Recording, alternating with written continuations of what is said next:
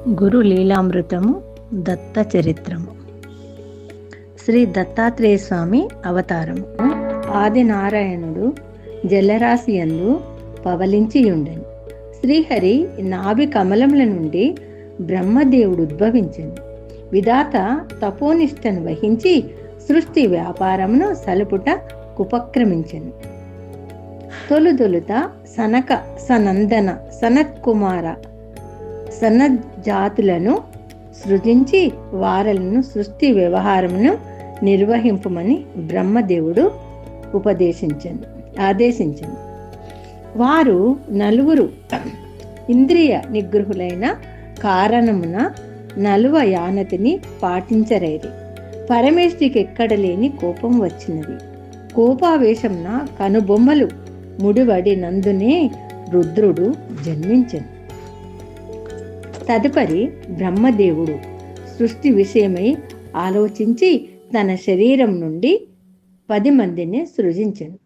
బ్రహ్మదేవుని బొడన వ్రేలు నుండి దక్షుడు, ఊరువు నుండి నారదుడు, నాభి నుండి పులహుడు, చెవుల నుండి పులస్తుడు, చర్మం నుండి భృగువు, చేతి నుండి క్రతువు, ముఖమున అంగీరసుడు, ప్రాణము వలన వశిష్ఠుడు, మనస్సున మరీచి, కన్నుల నుండి అత్రియు ప్రభవించిరి.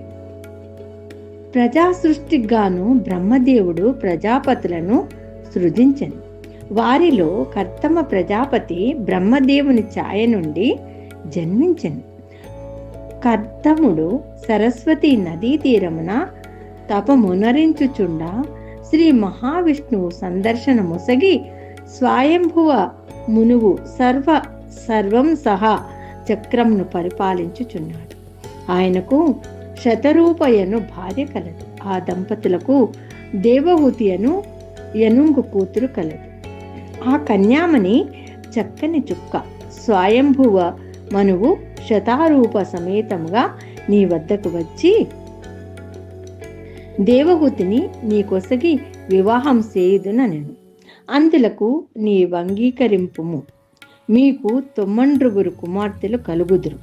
అంతేగాక దేవహూతి గర్భంన నీకు నేను కుమారుడనై కపిల మహర్షి అని పేరున విఖ్యాతి నొందెదనని తెలిపింది. దేవహూతిని కర్దిమ ప్రజాపతి పిండియాడెను. వారికి 9 మంది కుమార్తెలు ఉదయించిరి. ఆ బాలికలు పెరిగి పెద్దవారలేరి. ఆ కన్యా నవకమును సన్ముని మాన్యుల కొసగి నిజ కులాచార సరణిని పరిణయమునరింపుమని బ్రహ్మదేవుడు కర్దమ ప్రజాపతితో తెలిపింది. కర్దమ ప్రజాపతి నల్వ ప్రేరణమున తన కుమార్తెలు 9 మందిని కలను మరీచికిని అనసూయను